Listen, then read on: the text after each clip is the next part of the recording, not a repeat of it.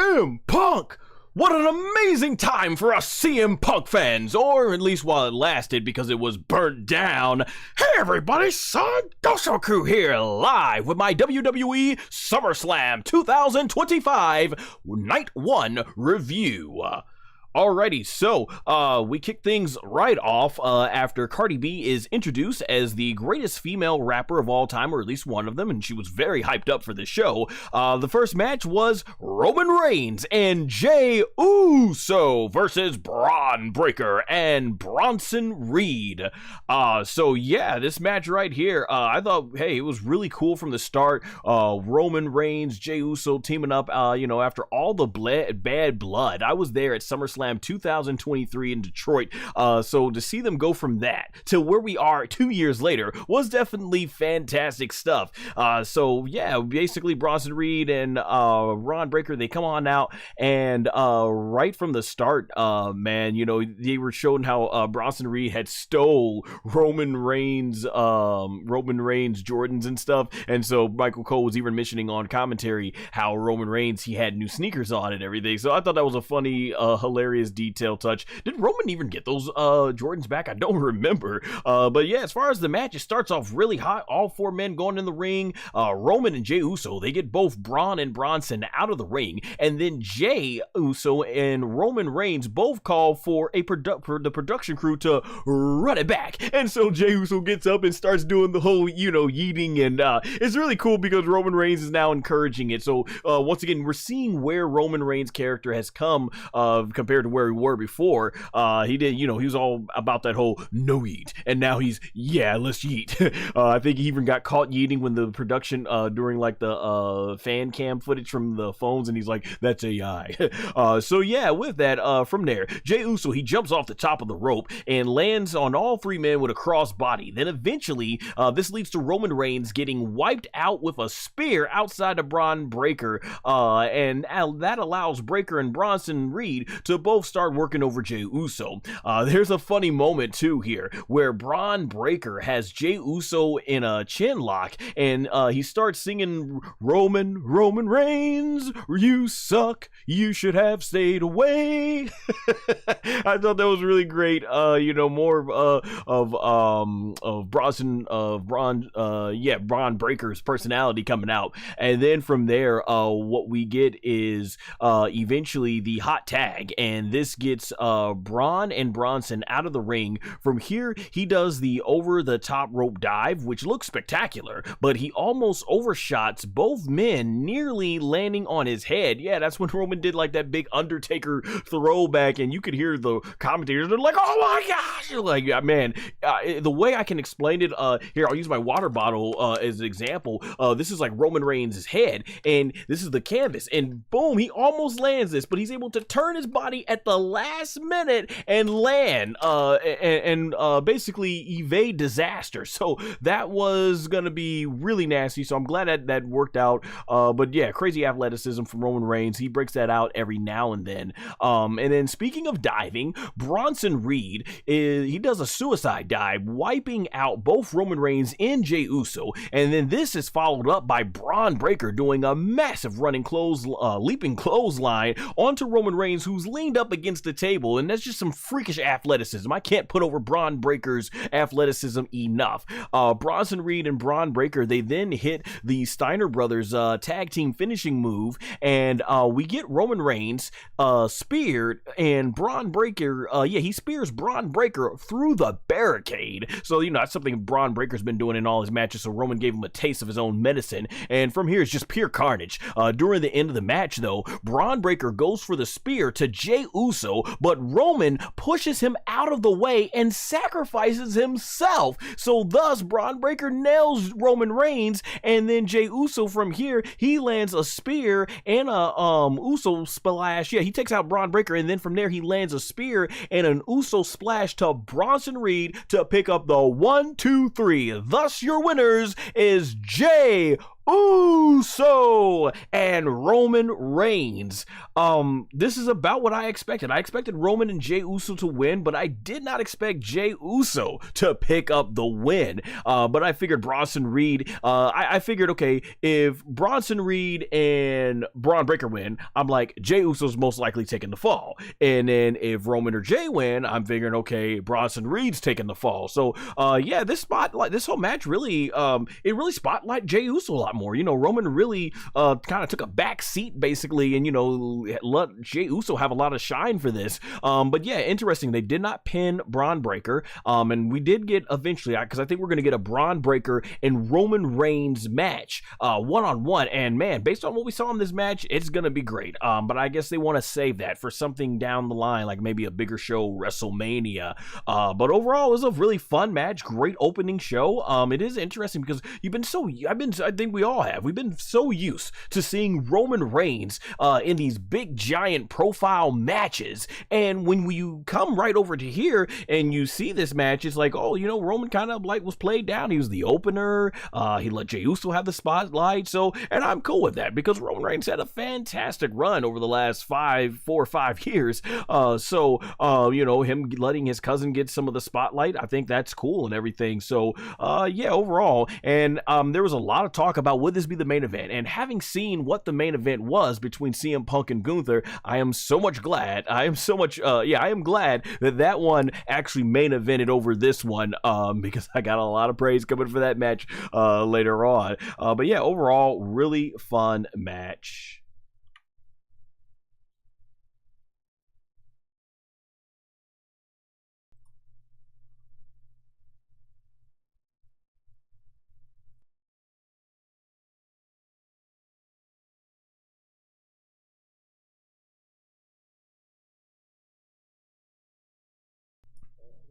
Alrighty, our next match was for the WWE Women's Tag Team Championships.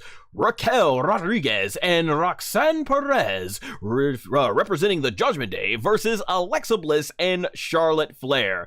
Like I was saying in my Evolution 2 review, it is amazing what this storyline for Charlotte Flair and Alexa Bliss, what just this whole are we friends, are we not friends type of storyline, which I found have to be quite wholesome at times, what it's done for Charlotte Flair. Night and day reaction, it's gotten over. The reports basically, as far as the rumors are, is that Charlotte Flair recognized this and she sees how over she is as a babyface organically, and they were going to do possibly her versus Alexa one-on-one, but she wanted to get it changed to be a tag team match. And hey, yeah, if something's not broke, if something's working, you keep going with it, right?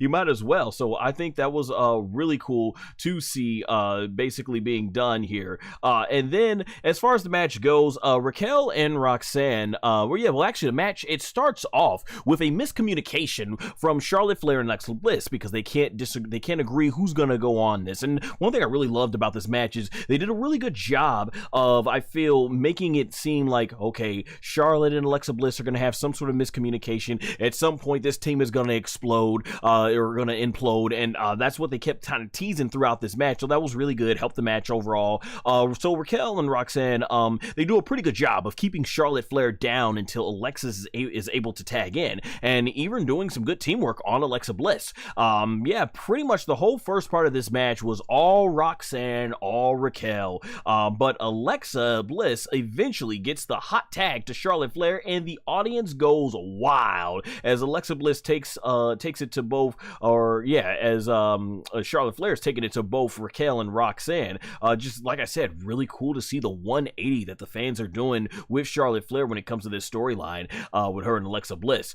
So she is really basically messing up Raquel with those chops, and the fans, man, they're going woo woo really loud and everything and stuff like that. And she even delivers a double moonsault to both Raquel and Roxanne at the same time. Alexa Bliss eventually then comes in for a punch to Roxanne, but they pull Charlotte Flair out of the way. I think Raquel pulls Roxanne, I forget which one here in my notes, but eventually, because the target of Alexa Bliss is pulled out of the way, Charlotte Flair ends up getting nailed with a punch. and that's the one of those big dissension moments, like, oh, this isn't going to go well. But despite Alexa Bliss being thrown out of the ring, Charlotte is able to is eventually being hit by a Tahana bomb from Raquel, and it's followed up by the Pop Rocks, I think is how you say her finishing move. But Alexa Bliss is able to kick out, so that was a really great moment. At the end of the match, though, a really cool moment that happens is the way they shoot this. So Alexa Bliss, she has the sister Abigail set up for Roxanne, and the way the camera tilts over in the in the background, you see basically Charlotte Flair looking down like she's ready, she's poised, ready to pounce, and Alexa Bliss, she slowly turns her head towards Charlotte, and she runs towards Alexa Bliss looking like, oh, she's about to attack her for hitting her accidentally, but no, she runs past Alexa Bliss and delivers the big boot to Raquel Rodriguez, and then from there, Alexa Bliss finishes off Roxanne Perez with the sister Abigail, 1, 2, 3, and your new WWE Women's Tag Team Champions, Alexa Bliss and Charlotte Flair, who then do a friendly embrace in the ring. Another fun match. I like the way the story was going, and at this point in SummerSlam, I'm feeling like, oh man, this match was good. We've gotten two really good, solid tag team matches from both the gentlemen and the ladies, so right off, good start here. I figured Charlotte Flair and Alexa Bliss was going to win because, I mean, it's very hard to bet against Charlotte Flair, so yeah. I wouldn't have mind seeing Roxanne Perez and Raquel Rodriguez be tag team champions a little bit longer, but knowing how much they trade up these tag teams, man, who knows? And once again, really loving Raquel's more aggressive in-ring style, you know, after hearing Kevin Nash's criticism and everything and stuff like that. I think it's been working, so hopefully we still get to see some good things single-wise for Raquel Rodriguez. But yeah, a great fun match, and I think overall still it'll be good to see in the tag team division where this goes with Alexa Bliss and Charlotte Flair.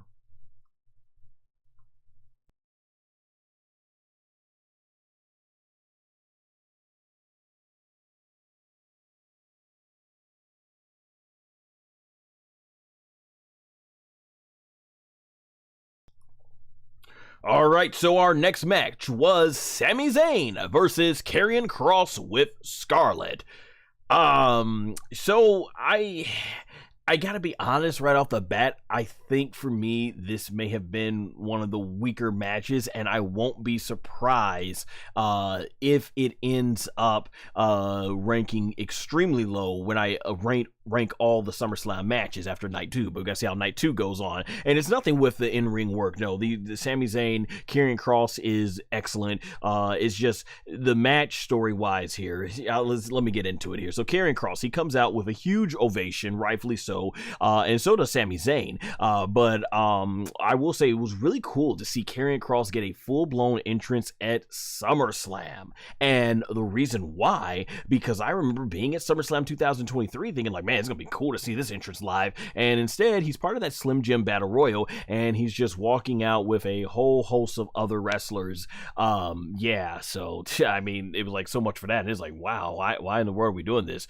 So the action, it starts off pretty good between these two, and the audience is split. They're saying, let's go Sammy, let's go Kross, let's go Kross, let's go Sammy. So yeah, pretty mixed response. And so basically, Kross, he gets very aggressive as the match goes on. He's yelling to Sammy, basically saying, say it, say it, say it. And it's basically alluding to when he was saying he wanted Sammy to say Kross was right. And from there, they all basically replay the finish of their second match that was on Raw recently, where the referee is distracted by Scarlett, who throws in a lead pipe over to Karrion Kross. And before he can hit Sammy in the gut once again with that, Kross is hit with the Blue Thunder Bomb, which of course very few times, as boy Aaron Riff points out on NoDQ.com, very few times does the Blue Thunder Bomb ever win Sami Zayn a match. So from there, Scarlett ends up giving the lead pipe over to Sami Zayn, but Sami Zayn throws away the lead pipe, refusing to give up his morals, which pays off in the end as he is able to defeat Karrion Kross with the haluva kick. Pretty much going about the way that I thought this match was going to go. And what was interesting at the end, Sami Zayn, I think, mouths the words or does like this, and I believe he was saying, "You were not right."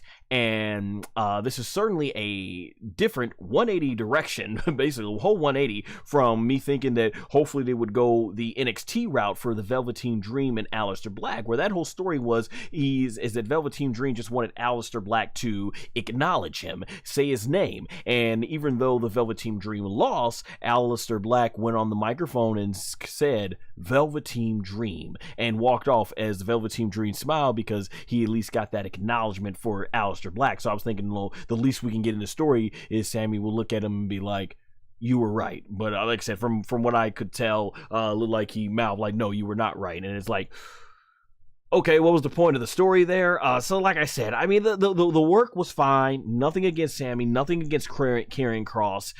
It's just, you know, it felt very much almost like a repeat of what we got when they had their match and was it Night of Champions, I think it was that King or Queen of the Ring or Money in the Bank, I forget which one. It was one of these shows they wrestled at, and they tried to play up a little bit of their second match, but I thought, you know, Sammy winning, fine. I thought Karrion Kross could have used the win a lot more, but at least have Sammy do that acknowledgement. So yeah, whether Kross lost or won this match, I didn't think it really satisfied me as a fan personally. I would have loved to seen Kross win, and I saw fan cam footage from someone's phone that they uploaded on X, basically showing Karrion Kross and Scarlett were shaking hands with the fans. So yeah, it's just very disappointing how WWE has handled Karrion Kross and Scarlett. You know they could do so much more, especially when he's gotten over, especially if you see some of the stuff that he does on his social media. But overall, this match was just more the same old. This is not what fans want to see from Kross. And I don't know, there's talk about his contract might be up and maybe WWE didn't want to commit to him. Maybe they were gonna be like, "Hey, we'll give you a feature match on SummerSlam, but you gotta re-sign with us." And Kross, you know, obviously when you look at the last 2 years of his run, or 2 or 3 years, maybe he's not so quick to sign, and if that's the case, they're gonna have Sammy go in if Kross is on his way out. So just overall disappointing, you know, as you see somebody like Kross get over with the fans organically, and you want to see him get that push, and I just think missed opportunity. And this was the kind of like one of the matches that I was kind of like, I for because of its results, I was kind of down on it and everything and stuff like that.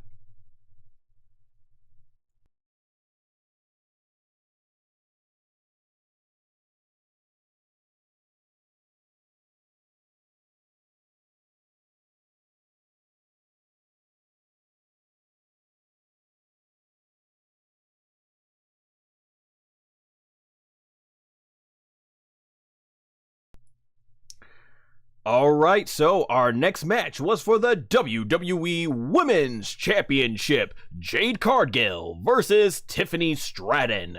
All right, so Tiffany Stratton during the match does a lot of counters to Jade Cargill. Oh, I should mention Jade Cargill came out representing Jamaica, so that was a really cool outfit and stuff. Kofi Kingston had some funny words on Twitter/X about that. But as far as getting back to the match, Tiffany Stratton, she does a lot of counters to Jade Cargill. There's one funny moment where Jade Cargill, she knocks down Tiffany Stratton or throws her back in the ring, and then she gets up on the apron and she just starts flexing and all that stuff, and then Tiffany Stratton gets up and does a drop kick right to her back and sends Jade Cargill flying off the apron. And I was sitting there, I'm like, stay on her, you know, as a fan. I'm like, in the match story wise, stay on her and everything, in terms of like Jade Cargill, you know, none of this flexing. You want a championship, you gotta win that world title.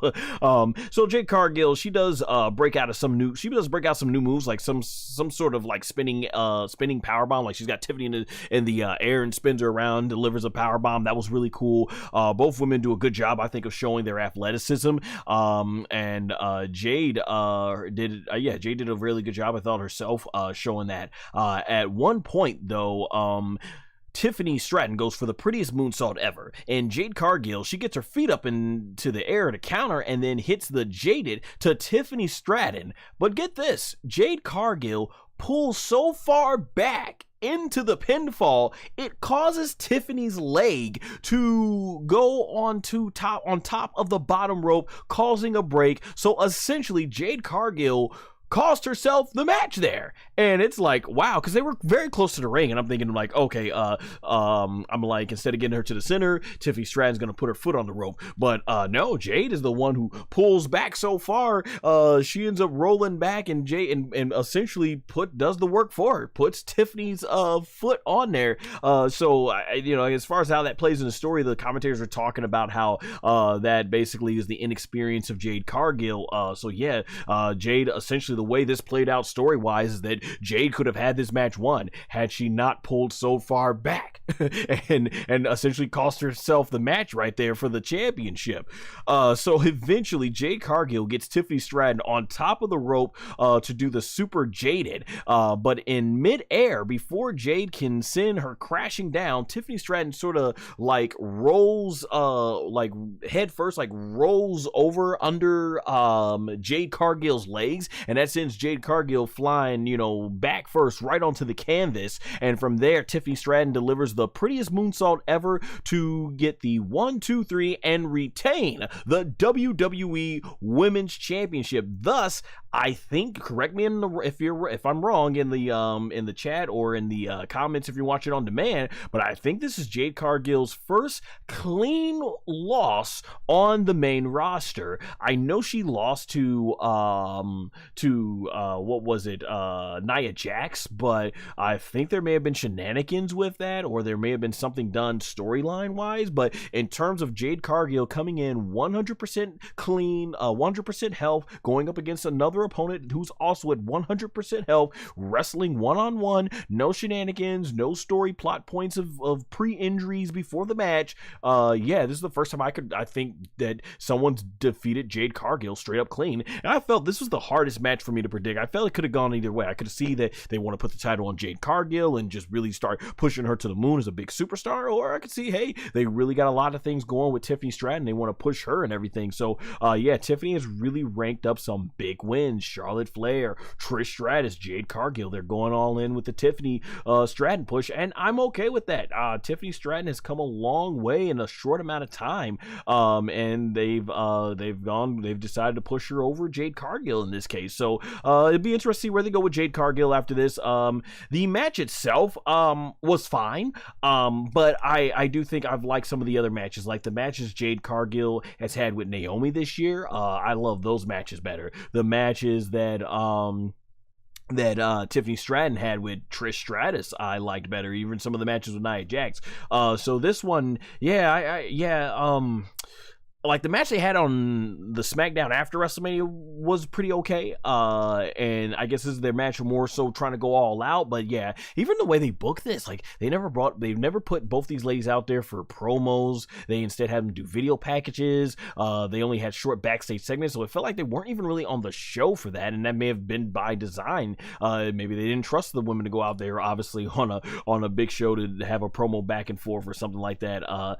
So yeah, maybe that. So yeah, the match was okay, I would say. It was all right, but not my favorite Tiffany or Jade Cargill match I've seen this year.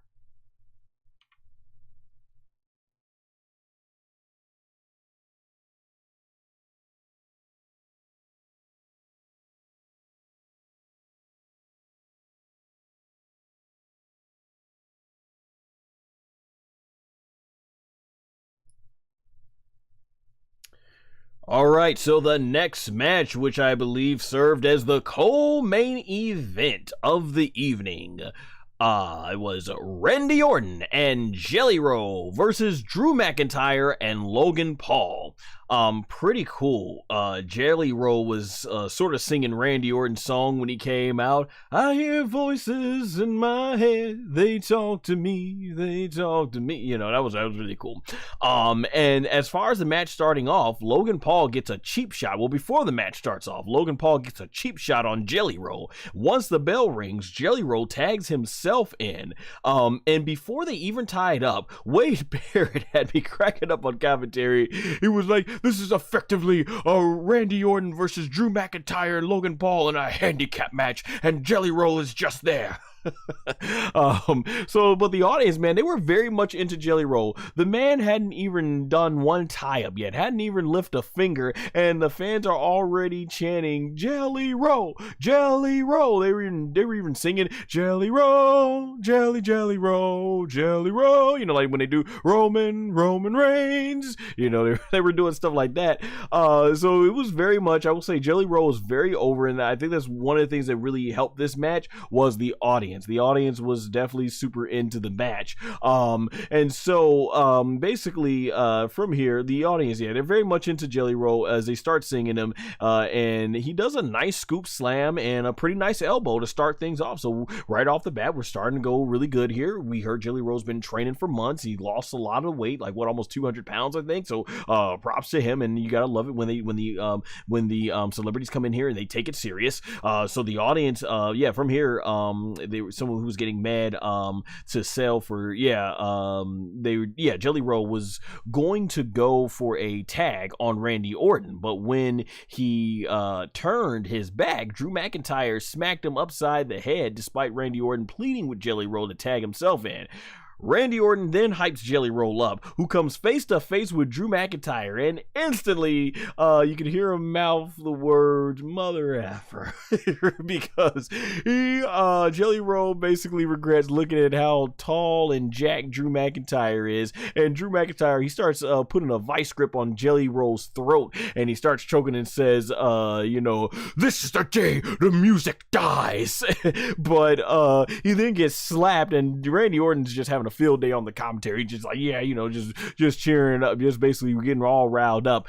From here, what we get for most of this match is a very slow, and I mean slow, methodical beatdown of Jelly Roll from Logan Paul and Drew McIntyre.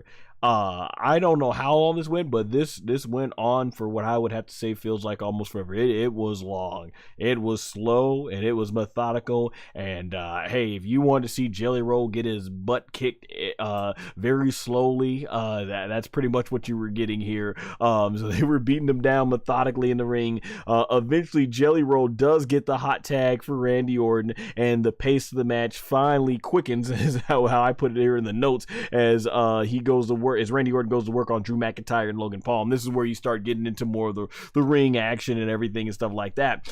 So Randy Orton outside the ring, he delivers two backdrops, one after the other, to Logan Paul and then Drew McIntyre onto the announce table. But Randy Orton is laid out on that same table with a Claymore. Eventually, Logan Paul knocks out Jelly Roll with the punch. And from there, when I think he grabs, what was this? Logan Paul gets on, so from here, Logan Paul, he gets on the top rope and clashes two prime drinks together and delivers a frog splash from the top rope to Jelly Roll through the announce table. Now, when this spot happened, Jelly Roll could be seen taking his arms.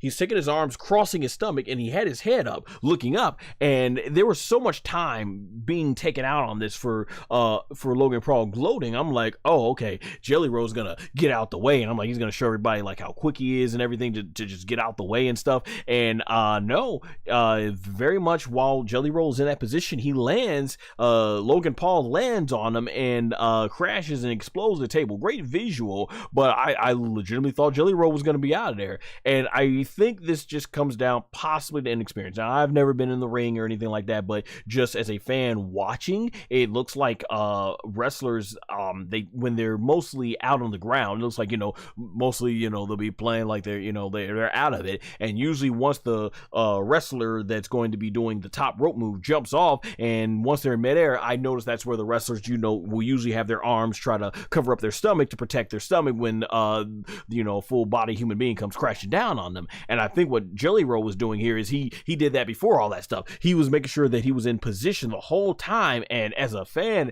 that threw me off because I'm thinking, oh, Jelly Roll's going to get on out of here because Jelly Roll looks like he's completely conscious. It looks like he's just standing there waiting. It doesn't look like, he's out of it. And then boom, at the last minute, he tries to protect himself, as you see with most wrestlers. And granted, you have to expect that not everything is going to be clean and perfect for someone who is inexperienced as Jelly Roll at this versus a seasoned wrestler. But yeah, I thought Jelly Roll was getting out of the way on that spot. But other than that, obviously the visual looked cool. Logan Paul does a phenomenal job with that. From there, Randy Orton tries his best to hang against Drew McIntyre and Logan Paul one-on-one, as they're really hammering up that Jelly Roll won't be able to continue. His wife's back there and he's looking at his wife and they said, I can't keep going, and they're trying to help him out. And this is very similar to what they did at SummerSlam 2023 with Bianca Belair, when it was looking like she had maybe injured one of her knees, and they're just taking forever to take her back and stuff, and they're lingering the camera on her, and the camera shots are constantly shooting back and forth between the action in the ring and from them trying to take whoever might be needing medical assistance. But Jelly Roll eventually pushes everybody away, and he's like, I'm going to continue to do this match, and it gets a huge ovation from the audience. And so Jelly Roll, he gets right back in there and stuff like that. So from there, Jelly Roll, he comes in, he tags Randy Orton, and he delivers a choke slam to Logan Paul and a boss man slam to Drew McIntyre. Both looked really good execution-wise, so much props for him, and much props to Jelly Roll for hanging in there. That has got to be exhausting to get himself in enough cardio shape to be in the ring, because, I think Jelly Roll had more ring time in this match than even Randy Orton, so, yeah. That being said, the audience starts going wild for Jelly Roll, and a lot of people are saying F you Logan Paul. So as we get into the ending sequence of this match, Jelly Roll grabs Logan Paul when he goes for a crossbody in midair and does a spinning slam. So Logan Paul really did a great job of his athleticism there, really helping make Jelly Roll look like $1 million. And then from there, Drew McIntyre delivers the Claymore to Jelly Roll, but then turns it into an RKO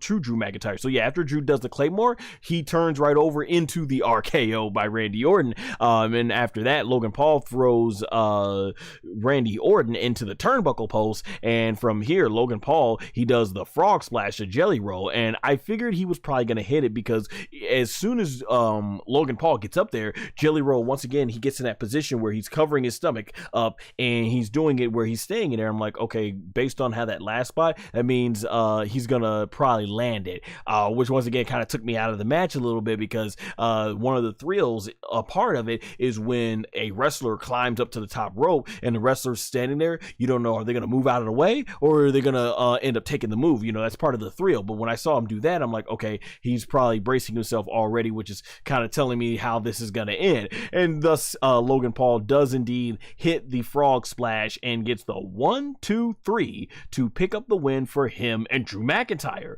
Now, I thought this was an extremely rare move. I actually had Randy Orton and Jelly Roll going over. I thought honestly in most of this match, Randy Orton and Logan and Drew were going to do the bulk of the work, and they'll just have Jelly Roll come in there for a few quick spots, do some big moves here, do a little bit of selling, but they would probably keep his in-ring time limited given his inexperience. But no, Jelly Roll got a lot of room time in this match, and surprisingly, during the Vince McMahon era, when they were bringing in the outsider celebrity, they would always usually go over, but here Jelly Roll Roll, he did, as they say in wrestling, the job. He did the job, and you know what? I respect to him. Respect to Jelly Roll. He could have came in there and been like, listen, I'm the star here and all that stuff, and basically, with him being well known in the country music and everything. But no, he came in there, he gets it. You can just tell he's a fan. He understands that, hey, at the end of the day, Logan, Drew, you guys are gonna be here. I'm not. I'm going away on another concert. So let me make you guys look good and win and stuff. And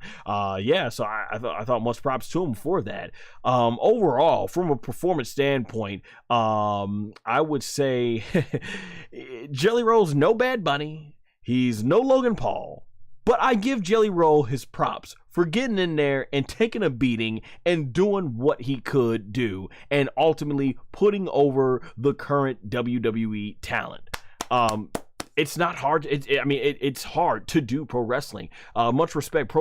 Jelly Roll was talking on X, like he said, we got to end this whole wrestling fake stuff, because he's like, he's been feeling it, aches and pains, and feeling it every single time he's been there training. Jelly Roll, he took it serious. He went in there and trained. He got himself in condition to do this match. He was in there a long time. Like I said, the performance, by all means, this is not going to go down as, I feel, one of the greatest celebrity performances of all time, but I give him much respect for getting in there, even if most of the match he was getting beat up, to be able to know how to bump around, take those falls. I know you have to keep your head up when you're doing a back drop, a back body, flat back bump and all that stuff. So he took that table spot and everything. He took a lot of moves in this match like a champ, and I thought the few moves that he did do looked really good and stuff like that. So yeah, I just don't think they shouldn't. I don't think they needed to give him as much ring time to just constantly get beat up so much. I felt that really hurt the pacing of the match, and I know they were trying to build up suspense for the hot tag for Randy Orton and everything. But yeah, shout out to Randy Orton, Drew, and Logan Paul, really doing their absolute best to work with Jelly Roll and make it a very serviceable match. And I will say, when you look at Logan Paul's performance and you look at Jelly Roll's performance, I think it puts into perspective what these men and women do for our entertainment is not easy at all. This is very tough to do. It's tough on the body, tough mentally, and just even as a fan that watches this, I respect what these men and women do. And looking at Jelly Roll's performance, you can see exactly why people take years to hone their craft at this. People take amazing, which is why, in a sense, you've got someone like Logan Paul, who is a prodigy at this, like the way how good Logan Paul got, or someone like Kurt Angle, how good he got and everything. I mean, yeah, you look at that. So overall, I didn't dislike the match. It probably, honestly, when I do my ranking, won't rank that very high, but I give Jelly Roll respect for what he did do in the ring. If they bring him back for another match, I'll be interested to see where he improves it. But for what he did in the ring, I give him much respect because he took it serious and everything. You hear all this stuff about WWE and Travis Scott have parted ways and stuff. So if Travis Scott, through months of training, wasn't able to get to the point where WWE felt comfortable at putting him in a match, but Jelly Roll was, then that just shows you Jelly Roll's dedication right there, and just how much easier it must have been for Jelly Roll to pick up what he did in the ring than what Travis Scott possibly could have done. Once again, we don't know. That's all rumors and all that stuff and everything, but if that is indeed the case, that's what I have to say about that match.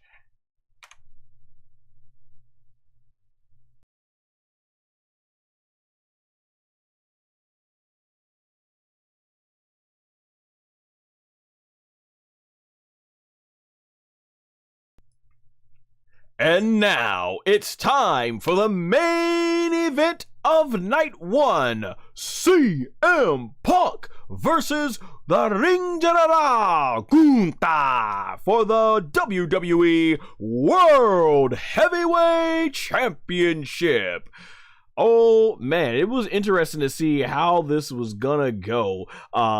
and stuff for something like this, man. You know, were they gonna have Gunther win, or was CM Punk gonna go over and get another world title and everything? And plus, we had the suspicion of Seth Rollins. So right off the bat, this match starts off with a filling out process. Gunther is giving CM Punk a lot of heavy chops through most of the first part of this match. I mean, yeah, Gunther really was beating the crap out of CM Punk for a lot of this match. At one point, CM Punk is caught up, basically caught up in between the ropes, and Gunther is giving him like 3 devastating chops, like boom, boom, boom, and CM Punk's like leaning back, almost nearly falling out the ropes and stuff. From there, most of the match, like I said, it's brutal. It's Gunther just brutalizing CM Punk, brutalizing this man. You know, putting some nasty chin locks, telling him, "So you want to call me a kid, huh? You want to call me a kid?" You know, just yelling and stuff, man. At one point, CM Punk goes for the sharpshooter on Gunther, but Gunther is able to overpower him and eventually put CM Punk in a sharpshooter. And as he starts flexing, basically while doing the sharpshooter, because of course he has his issues with Bret Hart, in a really smooth transition, CM Punk is able to be on his back, while on his back, reverse into a sharpshooter of his own that he puts onto Gunther. Gunther and CM Punk both are selling the exhaustion. They keep going back and forth with punches and chops. CM Punk goes for the running knee, but Gunther is able to counter in midair by catching him and slamming him down for the power bomb. When CM Punk is laying on the canvas, he tries to pick him up, only to get caught in a dragon sleeper. So that was the story of the match. No matter what Gunther would just lay down CM Punk with, CM Punk was always fighting, still finding some way to counter and everything. That was pretty much the story of the match. And when the Dragon Sleeper's applied, he's able to get out of it by nearly putting a Boston Crab, but CM Punk's able to kick away before he fully applies the submission. There's a great moment where Gunther goes for the sleeper, but CM Punk is able to counter into a Russian leg sweep. From there, CM Punk is able to land a running knee and he's finally able to get that running knee and bulldog, but Gunther kicks out at 2. CM Punk, he then tries to go for the top rope elbow, but Gunther meets him right up there with another devastating chop, basically, and that sends CM Punk to the canvas, and from there, Gunther does his big splash for another great near fall, and the audience is really into it. You know, they're chanting for CM Punk, you know, with every time he kicks out. I was so invested in the match, had me on the edge of my seat. CM Punk, he eventually gets done.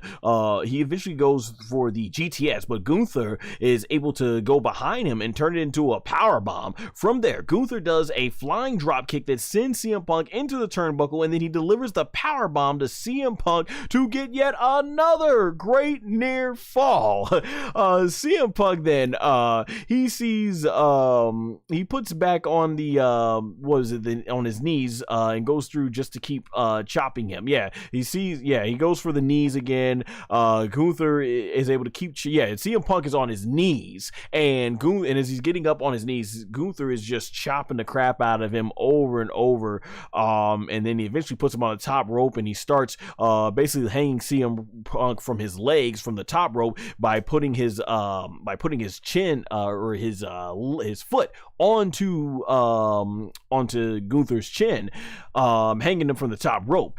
From there, the action spills to the outside. Gunther picks up CM Punk and he throws him side ribs first into the turnbuckle post. So man, it's just looking like CM Punk has put up a very, very valiant effort, but it's just looking like Gunther is taking him apart from here. From here, Gunther starts celebrating and getting onto the announce table, just throwing his arms up, and this is where the match starts to turn heavily into CM Punk's favor. And this is a pattern that usually goes on with Gunther's matches. Is usually when he's beating up people, as we saw in the Sami Zayn, he gets confident, he gets too cocky and arrogant, and it starts to cost him. So Gunther, he ends ends up getting his legs swooped right up from under him, and he goes crashing onto the announce table, and CM Punk is starting to, get his second win. He's feeling it, and Gunther, he emerges from under the announce table, never broke, so he just like bounced right off the announce table, hit hard on there, and when Gunther emerges, Gunther is bleeding a gusher, blood just coming down profusely over his head, and I'm glad that Michael Cole and Wade Barrett were quick to bring this on commentary, and Gunther, he did a phenomenal job of selling this. Like, he gets in the ring, he's like, he can't wipe his eyes, and he's telling CM Punk to back off, because from what I can remember, I don't think Gunther's ever bled, so they really played this up like, okay, it reminds me of the Unforgiven 2002 match, which was the first encounter between The Undertaker and Brock Lesnar, and in that match, one of the big stories going into it was Undertaker was like, tell me, Brock, have you ever tasted your own blood? And it's like, what's going to happen when Brock has to, bleed for the first time from his head and starts tasting his blood coming down? So I thought this was really good, and at this point, Gunther's freaking out.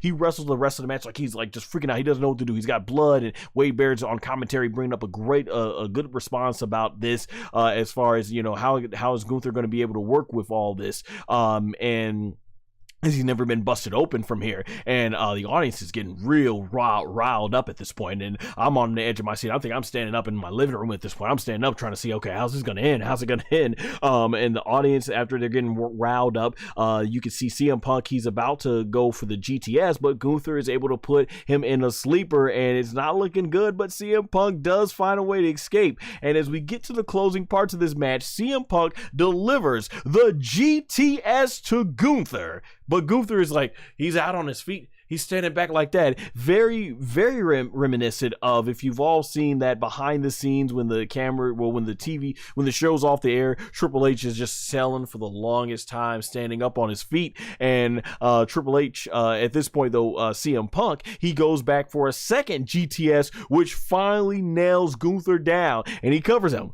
1, 2, 3, and the new WWE World Heavyweight Champion, CM Punk. And I tell you, as a fan, I did a whole lap in my living room. I was like, yes, CM Punk. Like, man, oh my gosh, phenomenal. CM Punk, the new World Heavyweight Champion. Phenomenal. Just, man, this is amazing. Before I get to the finishes, let's tell you why I am so proud as a CM Punk fan. To come back to WWE and have back-to-back matches of the night at SummerSlam in 2024 and 2025, because I thought that match at Drew McIntyre, in fact, last year at SummerSlam 2024, I ranked that as my number one match for SummerSlam, and this match, night one, man, I think this easily was the match of the night, and then he comes back and does it again in 2025, match of the night. That's why I said this was rightfully the main event, and then to think he had the feud of the year in 2024 with Drew McIntyre. I mean, that was captivating stuff that he did last year, and he was injured for most of it. From SummerSlam 2024 to SummerSlam 2025 to go without getting injured, proving that, hey, those were just bad. That was just a case of bad luck, but CM Punk's body is able to hold up. He finally got to main event WrestleMania, and then he gets one last WWE World Title win. And this just seemed impossible in 2014 and 2015.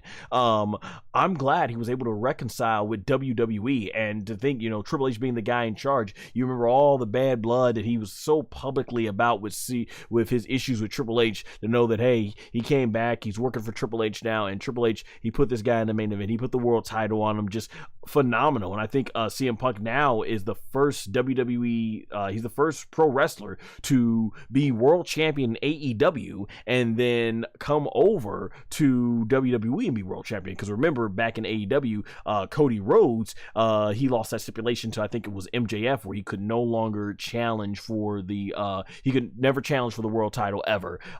So yeah, this was phenomenal moments. I think this is just a really good love letter to CM Punk fans, to see able to get this moment. I don't know if CM Punk was ever going to get another lengthy reign as champion. If he will get one, I don't know.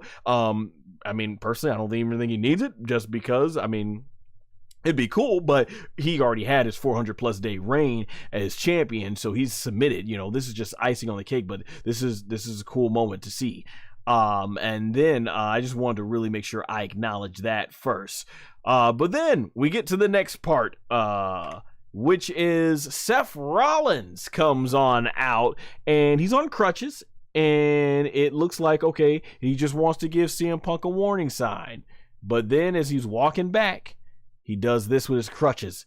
He drops both of them, and then he takes off the knee pad, the knee brace, and he starts stumping on it, and he's like, it was a ruse all the time, which I think a lot of us figured, because going back, even if you look at the footage on Night of Champ, if you look at the footage on Saturday Night's Main Event, when he did that backdrop, it looked like he really didn't, like nothing out of the ordinary. He landed on his feet right, bent his knees and stuff, as you're supposed to when doing those high impact jumps. So it looked fine, and then when you look at how, look at Liv Morgan, they were very quick to say, okay, she's going to need surgery, she's going to be out and everything, but a lot of the reports were saying, yeah, like, we're told this was an injury angle, and they were saying that, the MRI, he went on a podcast talking about how, yeah, the MRI is not going to be, is going to take some while to be up before we can get there because it's too swollen. It's like, it just, something seemed off about it. I think that's why most fans could tell, like, all right, they're probably going to do a big cash-in moment or something, and they did a good job of making it like it wasn't going to do that.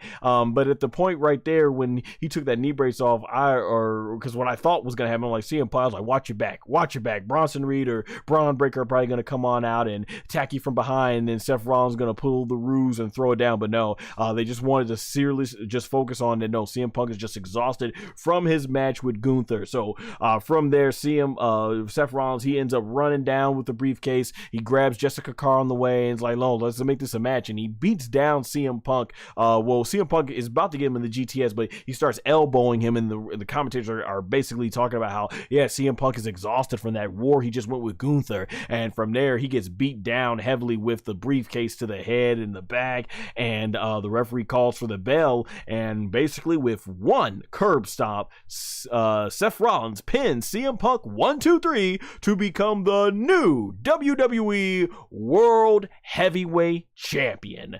Yeah, a lot of us saw it coming, but I thought it was executed very well, and overall, this is why they didn't want to do like Roman Reigns versus Seth Rollins. They wanted to really pull a fast one over one, but I think most of the wrestling fans out there saw it coming and everything. But just because we saw it coming, just because it's predictable, I don't think that means it's bad. I thought it made sense for the story. Seth Rollins vowed to never let CM Punk win the World Championship, which makes me think now Seth Rollins will be the champion going through all of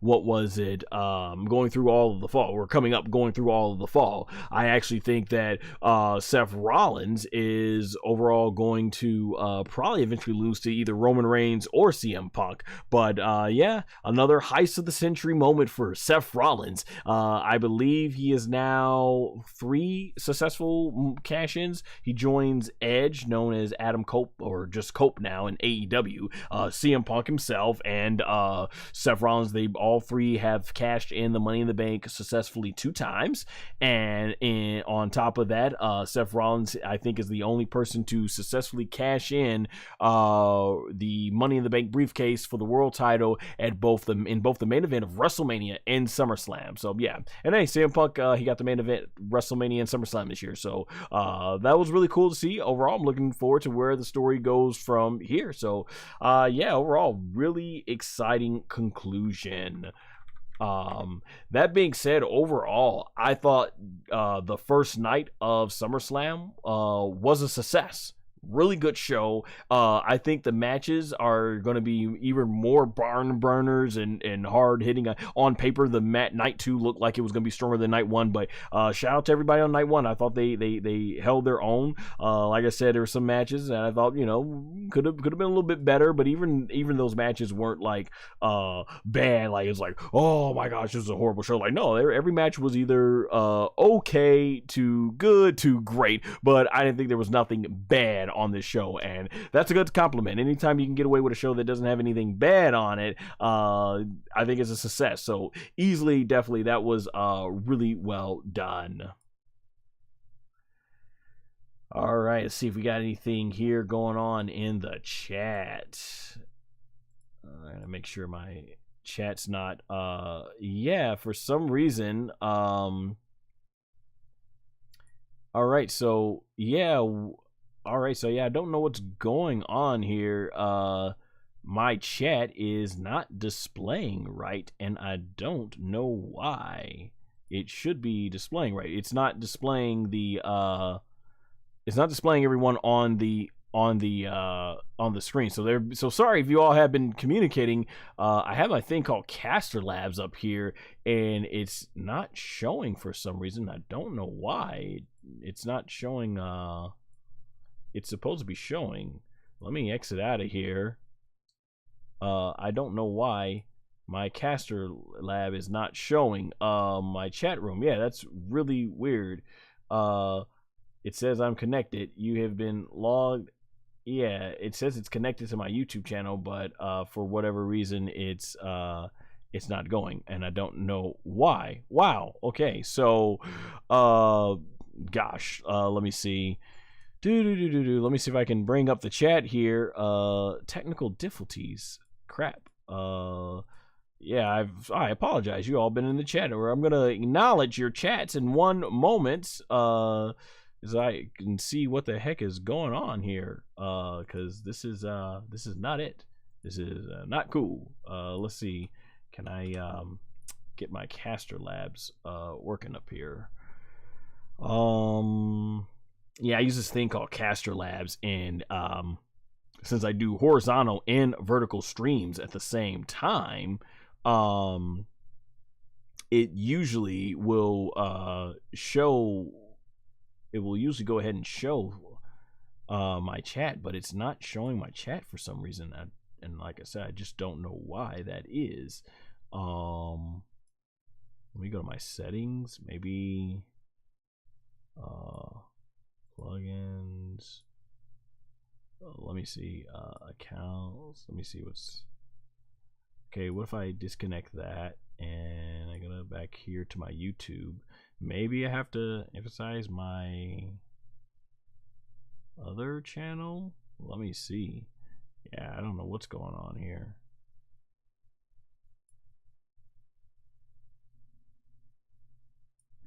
Maybe if I do this, it'll show. Success, okay. Alrighty.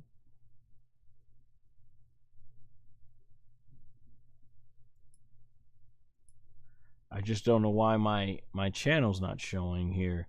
Yeah, I've been having people in the comments. I haven't been seeing them on here. Technical difficulties. We're live, and I don't know what's going on. Okay, well, I don't want to waste any more time, so I'm gonna read all the chats and go through the chats and see what we got here. Looks like I've had quite a few going on my vertical and horizontal one. So let me read my horizontal one. Sorry guys, I just do not know why my chats my chat is not displaying. Just doesn't make any sense. I don't know why. Alrighty, well, going into chats here. Earl, thanks for joining. Says, what's up? This show was better than night one of WrestleMania. Yeah, I can definitely see that. Yeah, definitely. I think it's on a better start for sure. He says this match was all right.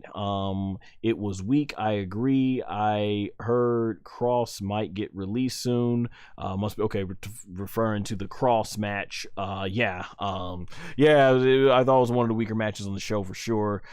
Tiffany match. He says Tiffany match. One of the ORST matches of night. Tiffany carried the whole match, and Jade does not know how to wrestle. Strong opinion by Earl there for Jade Cargill. I like Jade Cargill. I think she has some good matches, and I think she's come a long way since she was in AEW. But yeah, I wasn't too much into Tiffany or Jade's match.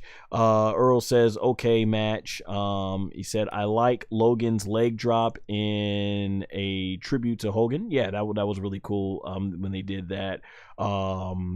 And Notorious Heels podcast, my guy, what's up? Yeah, what's up indeed. Glad to see you. I'll be listening to y'all's podcast coming up soon on Spotify and everything. But yeah, I've been listening to you guys on there.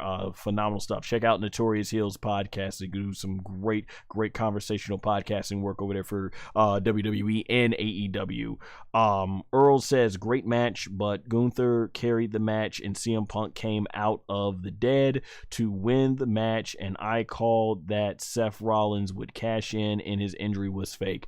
Yeah, I think a lot of us saw that coming. A lot of us definitely saw that coming. Earl also says, and Gunther has a nose injury too. Oh, I must have missed that spot. See, he says champion for 5 minutes. That CM Punk was. Earl also says CM Punk will win the Rumble and will have the rematch at Mania. For sure. Yeah, probably so. Yeah. That's what my buddy, the man 0001, was saying. That we might end up getting that and everything for sure. That being said, Slick. So hey, thanks for joining us. If your name is Slick22 or SlickX22, who won, John Cena or Cody Rhodes? That is tomorrow night. Yes, just as Earl just said in the chat, that is tomorrow night that is happening. Oh, finally. Okay, now my chat is finally starting to work, so I'll be seeing the new stuff here. I can see it on screen there, so oh my gosh, technical difficulties on this. Caster Labs is finally starting to work for me. Alrighty. But yeah, okay, that's the horizontal stream. 58 views so far. Thank you all so much. Whoa, my vertical stream, 1,422 views. Thank you all so much for coming on out, man. That's phenomenal. So let's see what we got. Sisters Video says, hello, thanks for joining the stream. Vess says, Tiffany match was most unlikely win. Yeah, I thought it could have gone either way. They are pushing Tiffany Stratton strong, so that definitely is something. Vess says LA Knight is pissed. Hey, he got a big win over Seth Rollins on broadcast TV, so hey, that's a big win. But yeah, I want to see LA Knight get pushed to the world title. I think it's been long overdue. What's new men's tag team do we see coming together? Good question. I don't know. I as far as like throwing teams together, I'm more a fan like having those real good tag teams and stuff like that. I think those are always the interesting ones and stuff like that. And then do you like Hulk Hogan? Coming from Parker. Hulk Hogan in terms of the wrestler, yeah. Him as a person, well, certainly had his controversies, and I'm not going to defend those. But I'll actually be talking more about Hogan in a moment here, as I'll be giving my thoughts on the man's legacy now that I have the time and stuff like that. But yeah, in terms of professional wrestling, Hulk Hogan, hey, he's one of the all-time greats for sure in terms of what he dedicated to professional wrestling and stuff like that. Gamer P says, I love your vibe. Appreciate it. You're goated. Thank you. I really appreciate that. Wrecking Ball. Roman Reigns wins the red necklace. The Ulafala. Yes, the Ulafala. Vess says, I was happy when CM Punk got cashed in on. Great moment it was, great moment. Like I say, being that CM Punk had his lengthy reign back in the day as WWE champion, I'm okay for him to have a 5-minute reign, because just for him to be able to get that one last title win, I think I'm satisfied with that. So yeah, seeing CM Punk get cashed in on Seth Rollins, great moment for him. They that music though, fans were cheering, after they were booing for CM Punk and everything. So that, after they were cheering for CM Punk, you had that and everything. So Reckoning Ball says, hi, how you doing? Thanks for coming to the stream. Gamer P says, you're so perfect on those stories. Thank you, I appreciate it. Vest says, Cross leaving for AEW. I don't know if AEW can really do anything with Cross more than what WWE is. But hey, Tony Storm and Swerve Strickland, and I think even Mercedes Moné is proof that, hey, you can definitely get success coming from WWE to AEW. So, hey, who knows? Lauren says, he said, we're done. Oh, must have been referring to when Sami Zayn was doing that. Okay, yeah, I didn't know what he was saying, but there you go. Yeah, we're done. There we go.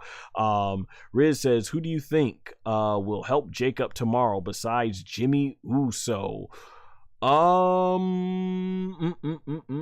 Let's see. I don't know. See if we have a return. Maybe Jacob Fatu just does his own thing and destroys everybody. It's gonna be interesting to see. I'm not sure.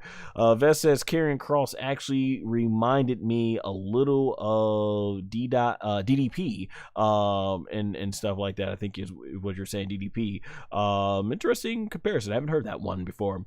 Larry Delt says this first night of SummerSlam was okay. The best part is Seth Rollins cashing in Money in the Bank. Like I said you had like okay matches to I thought great matches. I probably liked the show more better than you did, but hey man, if you felt it was okay, then hey, at least you're not saying it's bad, and I think that's still a win in the lead. If the show wasn't bad, then hey, that's a good win. But yeah, Seth Rollins cashing in Money in the Bank is definitely going to be always remembered as an all-time great moment for cash-ins. Vest says never liked Punk. Okay, never liked CM Punk. So hey, if you're an anti-CM Punk fan, then there you go. You got exactly what you wanted tonight. Wutong says Tiffy time. Vest says Cargill overrated. Lawrence says she a little green. Wutong says Tiffy time. Vest says we'll have a brand switch. So yeah, some of the chat here, not a fan of Jade Cargill. I still stand by what I said. I think she's come a long way since her AEW reign. But yeah, I'm glad it's still Tiffy time indeed. Will they have a brand switch? That's been rumored in the fall. Lauren says she took too long to make a move, LOL. There was a lot of adjustment going on, definitely. When you're doing those high-risk moves at the top rope, definitely got to be careful, that's for sure. Hang on, Sidq? Sorry if I butchered your name. When this match is starting, said hi. Thanks for joining. Vest put Jade with Chelsea Green. Jade with Chelsea Green, I don't know how I feel about the vibe of that. Yeah, I'm not sure. Oh, wow, guys, thank you for 1,500 views in the chat right now. That's awesome. Jade losing is a shame. I can see that. I can only stand that, yeah, because Jade, Jade could have, Jade Cargill, I thought they were going to try to push her as a big deal right now, but I guess they wanted to take their time with that.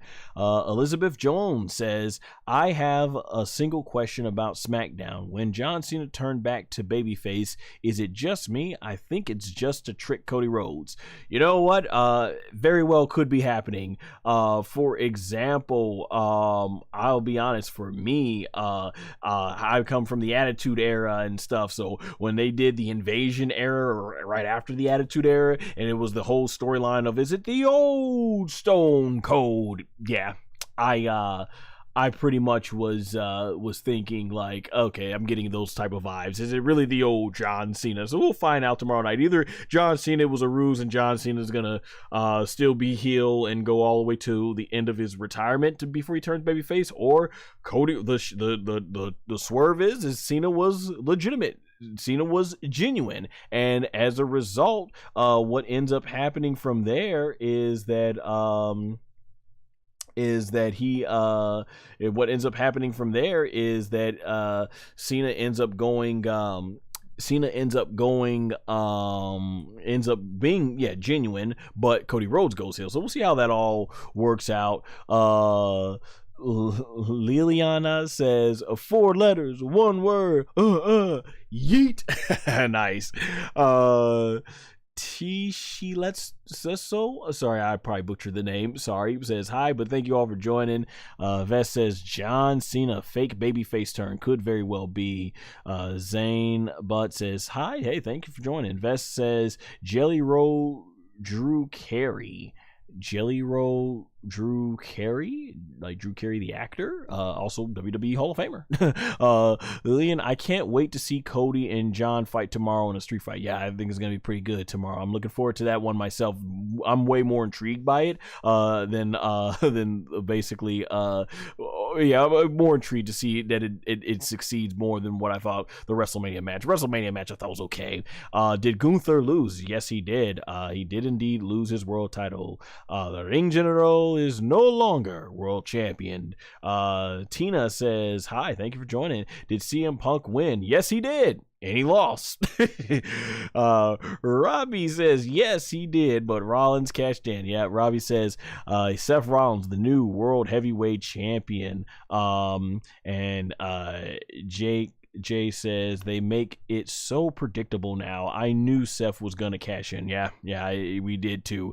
I don't think predictability is a bad thing. It's not, but if it's executed well, I think it still works. If the story works, and the story absolutely works that they've been telling, so I think it was fine.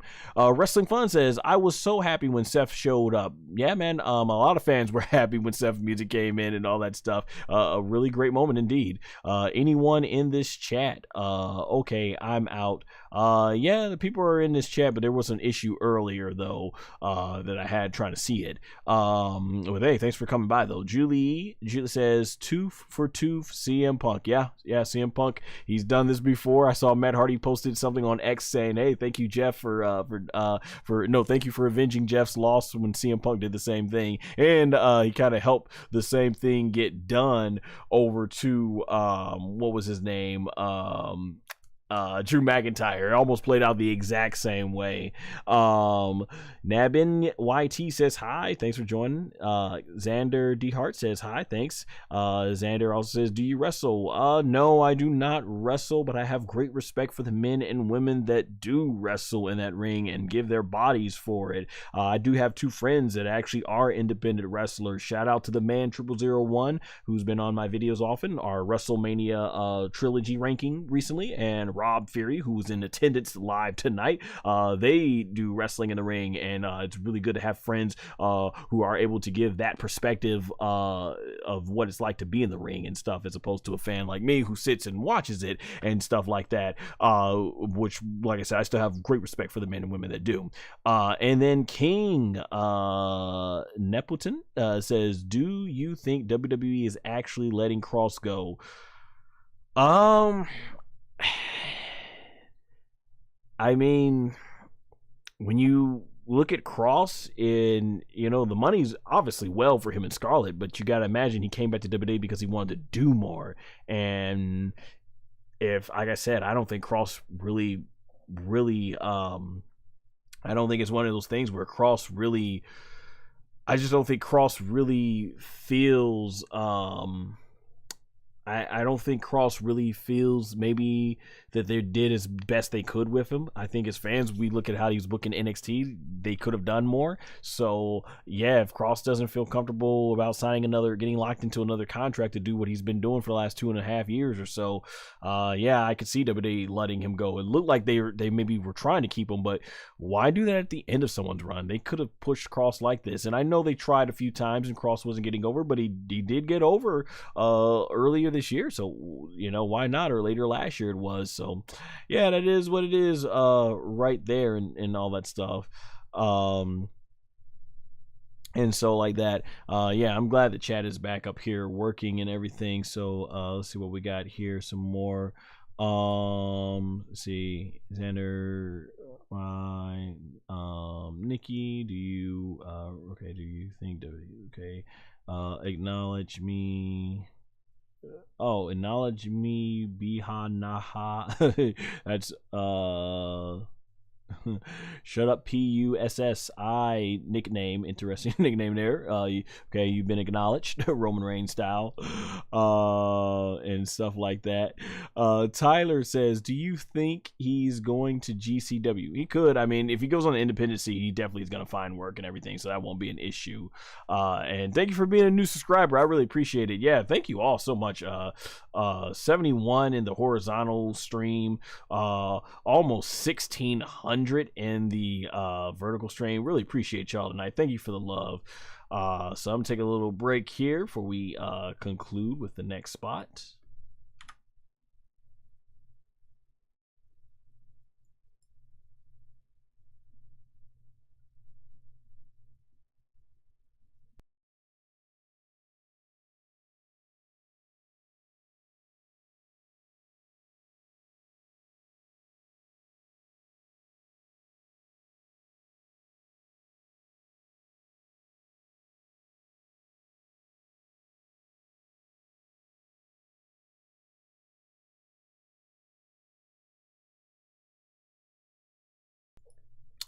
All right, so from here, I'm gonna conclude the stream with what's gonna also be repurposed as a video to give my thoughts on Hulk Hogan because he passed away recently and everything. So yeah, it's gonna be eventually clipped out and be uploaded as a separate video. But for those of you who are still here with us in the chat, you can go ahead and hear and get my thoughts basically on Hulk Hogan. So here we go. When it comes to the man Terry Bollea and his controversies, I do not defend them. But when it comes to what the man did as Hulk Hogan in contributing to professional wrestling, I cannot deny that. I have a saying in life which goes like, bad behaviors do not take away good talent, but good talent does not justify bad behaviors. And I think that's exactly what you can use when it comes to one Hulk Hogan, known also by his real name, Terry Bollea. Look, the controversies of Terry Bollea can never be defended, but they will never take away his contributions as Hulk Hogan to the professional wrestling industry. Likewise, Hulk Hogan's contributions to professional wrestling will not excuse his controversies as Terry Bollea. I'm SonGoshuaku, and I'm a lifelong professional wrestling fan, and I'll be the host of this video. And for me to say lifelong wrestling fan, that would not be possible if it wasn't for Hulk Hogan. I didn't grow up as a 1980s kid. I was born 1990, so I came after Hulk Hogan, and as a result, I didn't have much emotional connection to Hulk Hogan. I got into WWE around 1994, the New Generation era. So the wrestlers that I grew up with was Bret the Hitman Hart, the Heartbreak Kid, Shawn Michaels, The Undertaker, and then when I really got hooked on professional wrestling during the Attitude Era, Stone Cold Steve Austin and The Rock. Those were the wrestlers that made me a lifelong wrestling fan. But it all goes back to Hulk Hogan, because none of those guys I just mentioned, they're not there in the 90s for me to become a big wrestling fan if Hulk Hogan didn't do what he did in the 1980s. And for that, I will always respect what Hulk Hogan did for professional wrestling. Going back, watching some of his stuff in the 1980s, man, Hulk Hogan, he was one of the greatest charismatic superstars of all time. He was a master of psychology. So, a lot of people didn't like him because of his matches. He had a very simple formula, get beat down, Hulk up, and, do the, what you gonna do, brother, when the Hulkster runs wild on you? And, do the big punches, the big boot, the leg drop, which really did a number on his lower back, to the point where I think he was getting, by the end of his life, he was getting he was getting some of the nerves cut just so he could relieve some of the pain. And I saw some of his stuff in Japan, highlights of some of his matches in Japan, where he really showcased that he could definitely do, some good basic wrestling, chain wrestling and all that stuff, because he knew what the audience wanted in Japan. He knew they wanted more of the technical wrestling, and he gave them more of the technical wrestling, versus in America, they wanted the more flashy stuff, and that's what Hogan did to him. Man, you go back to some of those WrestleManias. I have gone back recent years and watched like all the WrestleManias, so I could watch like the 80s, and man, oh man, wrestling wise, Hulk Hogan, back in the 80s, you look at the Iron Sheik, and even before that, he was in Rocky 3. Rocky, one of my favorite movie franchises of all time. I think he was Thunder Lips and stuff, so that was really cool to see. Going back into those 1980s matches, though, him and Mr. T teaming up, huge, phenomenal business. I mean, just because of him being in there with Mr. T, that was such a big success at WrestleMania. And then look at where we are now. We just had WrestleMania 41 going into WrestleMania WrestleMania 42 next year. Not possible without Hulk Hogan. WrestleMania 2 out with, what was it, King Kong Bundy. Then WrestleMania 3, the most legendary pro wrestling moment of all time, slamming Andre the Giant, which was not the first time he slammed Andre the Giant, but it's the most legendary one. And that was like a big wave. Like, you know, if you love WrestleMania matches where it's like that big fight feel, you know, as Gorilla Monsoon, legendary commentator, once said, who's no longer with us as well, the irremovable object meeting the irresistible force, and stuff, you know, that was like the first big one-on-one, two big superstar attractions meeting and colliding, and that's what WrestleMania would get built off of. You know, my all-time favorite match is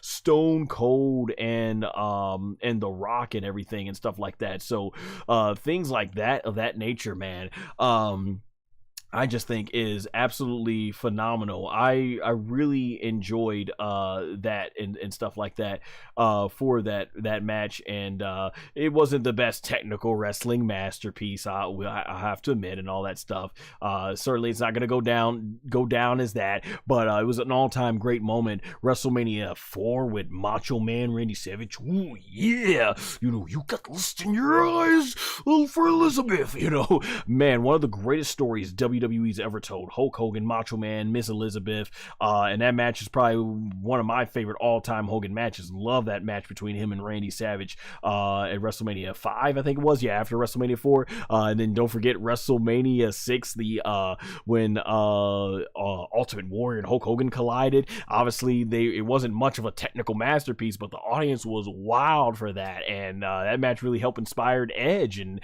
we got him in WWE and Adam Copeland. So phenomenal stuff. You know, when I go back and watch some of those 1980s and just see the roar in the crowd and everything, it's just huge. And that 1980s period did so much for WWE. It put WWE on the map as a worldwide global phenomenon, and it helped bring the business to where it would be able to have another boom period in the Attitude Era and get to where we are now. So yeah, Hogan absolutely did huge stuff for that 80s period. And like I said, I grew up in the 90s, so my introduction to Hulk Hogan was actually through the WrestleMania 20, no, not WrestleMania 20, no, the WrestleMania Super video game for Sega Genesis.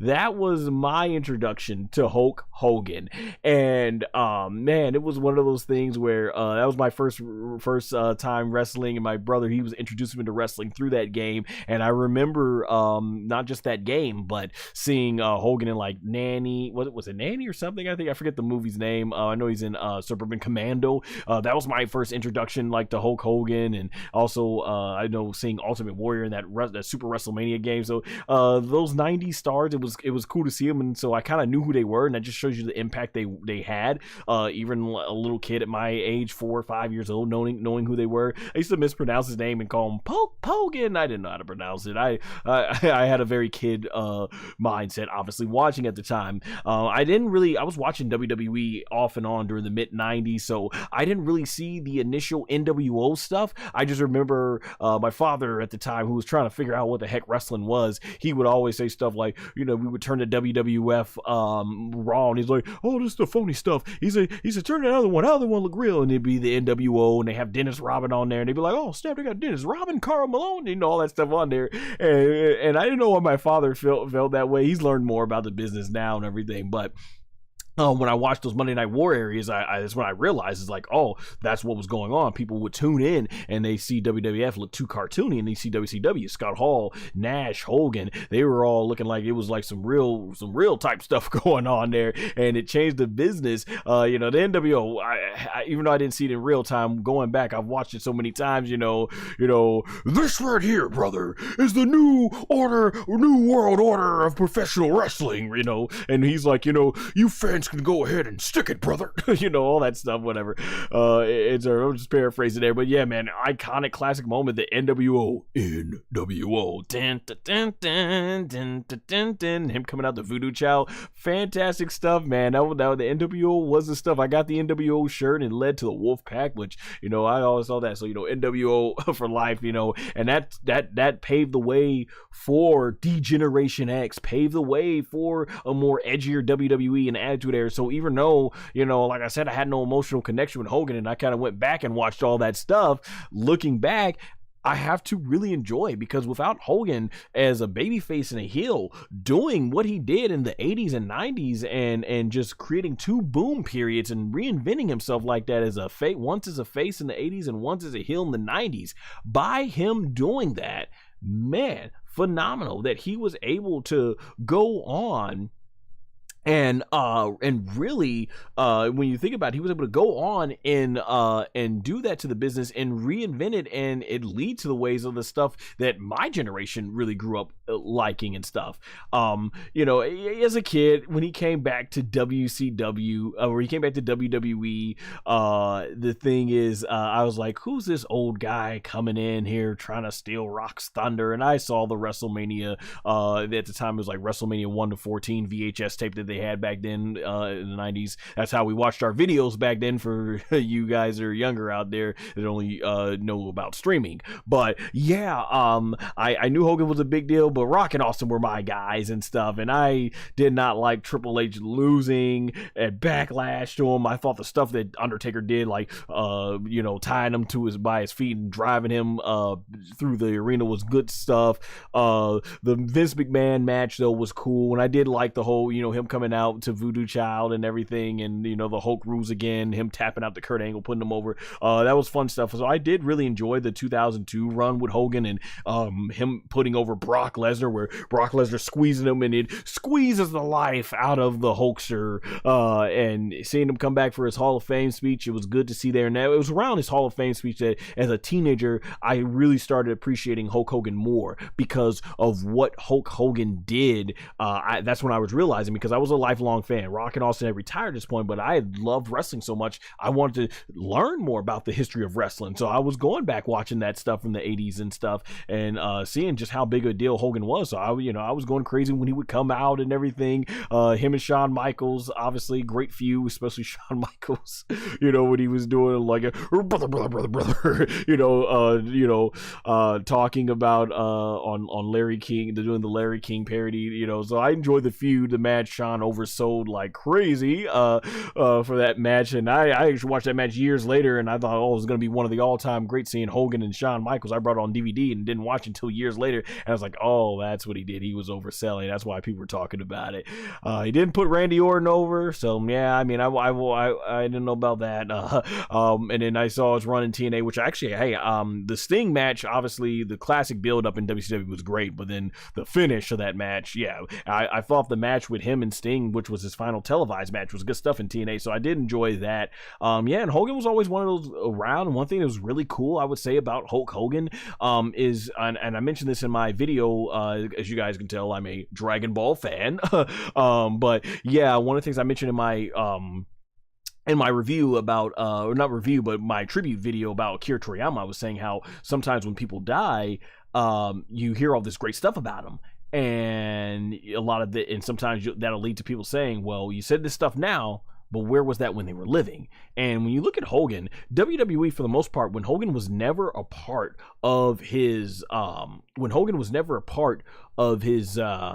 would say, yeah, when Hogan was never a part of the competition, whether it be TNA wrestling, or, you know, when he obviously WWE let him go, you know, because of the controversy and stuff with the racist rant that got leaked. For the most part, whenever Hogan was in good standing with WWE always went out of their way to make sure they highlight Hulk Hogan. So no matter what generation you grew up watching, Hogan was always a big deal. He was always using highlight packages, always talked about how big a deal WrestleMania was. So it was really cool that Hogan in his lifetime, I think, was able to see his work get celebrated constantly. I mean, how many times has him slamming Andre the Giant been played over? So, you know, Hogan was always there. And so I think that was really cool. I think he wrestled his last match, non-televised event, and then his body just broke down after that. They were going to try to bring him back for WrestleMania 37, I think it was, but you know, the pandemic kind of put that down. So when you look at the career, man, phenomenal career, one of the greatest of all time. Hulk Hogan certainly deserves and has earned to be on the Mount Rushmore of professional wrestling. But then there's the controversies, and on a personal level when it comes to Hulk Hogan, and I don't know him personally, but based on what we've seen of him in the public eye and what others have said, the stories have come out about him being a backstage politician, him really being super protective of his spot, to the point where, they had to do the whole thing at Bash at the Beach and with the whole thing of him and Russo, which at least did lead to Booker T getting the WCW championship. You had the way he left TNA, how he had Dixie Carter on her legs, basically begging Hogan not to go away. So you had those, and then of course, he had the controversies with like his son Nick was in that car incident that left his friend paralyzed, and I think he once said that God had placed some heavy stuff on that on the kid, and that poor kid, the guy is paralyzed for life. He had the racist rant where he didn't like that he wanted his daughter to date a guy who was going to be very successful in doing something in his life, which from a standpoint of guy, just saying a guy, I think any parent would want their child when they grow up to obviously be with somebody that truly cares for them and doing something with their life. But notice I said the keyword guy. I'm not bringing race into it. Hogan unfortunately brought race into it, and yeah, he was probably in a really bad spot in his life at the time, and everything, and they recorded against his will and stuff, like they recorded without his knowledge there, and leaked his privacy, and he won that case against Gunther. But the biggest controversy that came in there is, I don't think it was ever so much Hogan said that. It was more so, well, did Hogan learn from that, and did he sincerely apologize? Now, he said he has apologized, but according to what a lot of the WWE stars, if you look at what Shelton Benjamin said, Shelton Benjamin was saying that Hogan lost him because Hogan sounded more like he was sorry that it happened versus sorry that he got caught. And stuff like that. And when you look at something like that, I think that was the controversy there. A lot of people felt Hogan wasn't sincere. Mark Henry tried his best to try and get Terry Bollea, like, hey, go around like black schools, black communities, and just educating people the wrongfulness, and he felt of saying stuff like that, and Hogan felt it wasn't.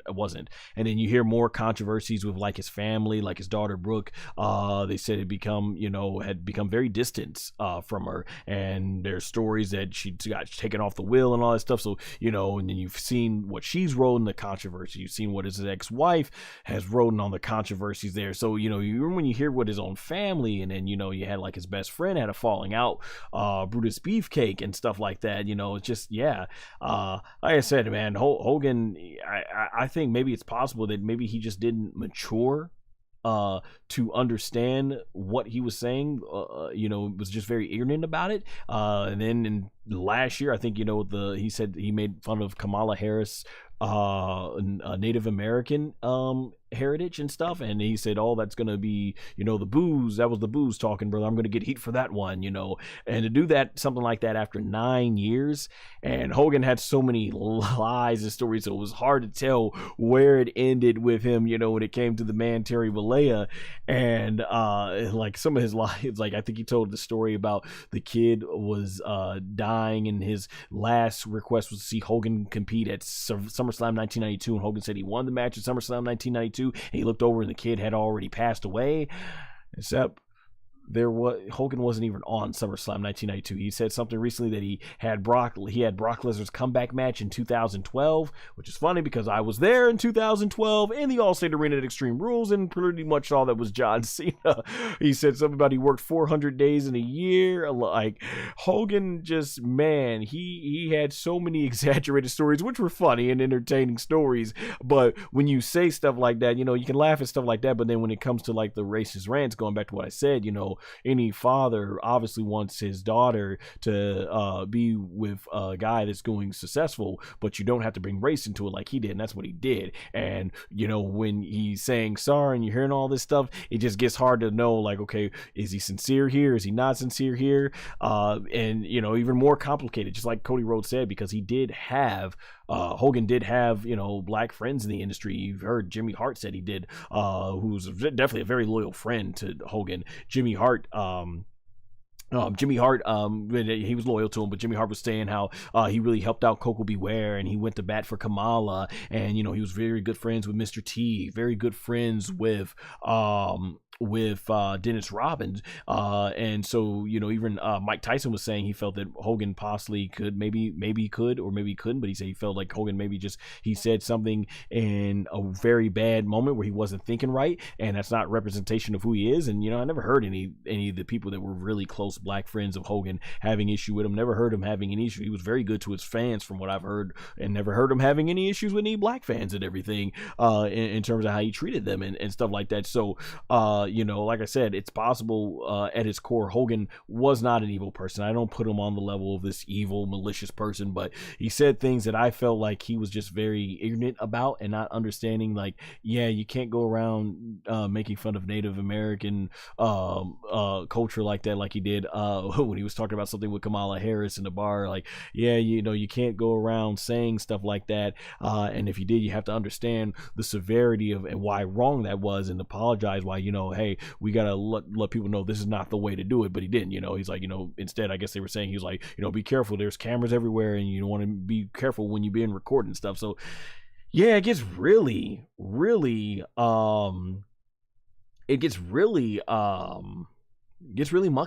It does with Hulk Hogan when it comes to Terry Bollea and stuff. And I've seen some other content creators who were fans of Hulk Hogan, and they were talking about how they feel that, man, this should be a celebration of what he did for professional wrestling.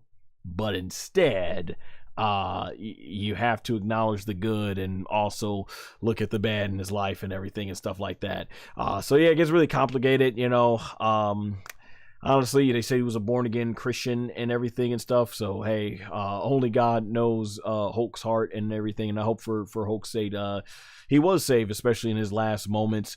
But at the end of the day, like I said in conclusion with this, Terry Bollea, his controversies certainly do not take away his contributions to pro wrestling as Hulk Hogan, but his contributions as Hulk Hogan to professional wrestling certainly do not excuse his controversies as Terry Bollea.